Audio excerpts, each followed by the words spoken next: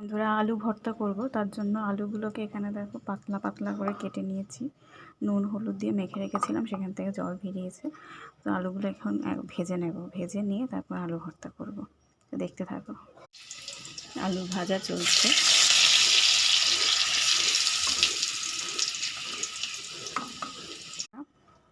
আমি আলুগুলো সব ভেজে নিয়েছি, আর এখানে শুকনো লঙ্কা ভাজা চলছে, দেখতে থাকো।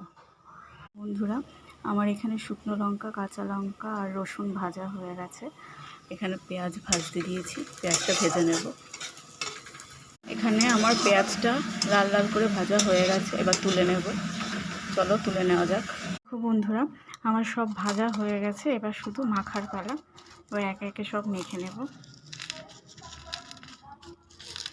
শুকনো লঙ্কাটা একটু নুন দিয়ে মেখে নিচ্ছি, যেহেতু আলু ভাজাতে নুন ছিল, তাই আমি নুনটা বেশি নিলাম না। যখন খাওয়ার সময় নুন লাগবে তখন আবার দেখা যাবে। তো চলো সব একসাথে মেখে নিই।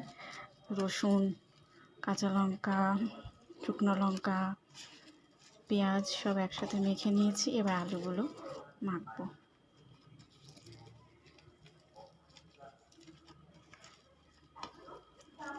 এই যে আমার সব আলু মাখা হয়ে গেছে। এবার শুধু খাওয়ার আগে একটু সর্ষে তেল ছড়িয়ে খাওয়ার পালা।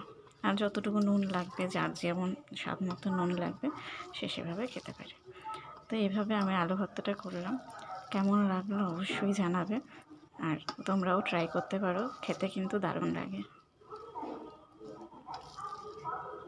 সব আমার মাখা হয়ে গেছে, রসুন, পেঁয়াজ, কাঁচা লঙ্কা, শুকনো লঙ্কা, নুন সব একসাথে আমার মাখা হয়ে গেছে। তো চলো এবার খাওয়ার আগে শুধু সর্ষের তেল দিয়ে গরম গরম ভাত খেতে হবে।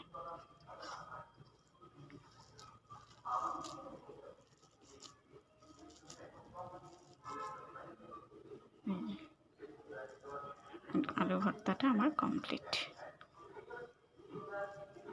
কেমন লাগলো জানাবে।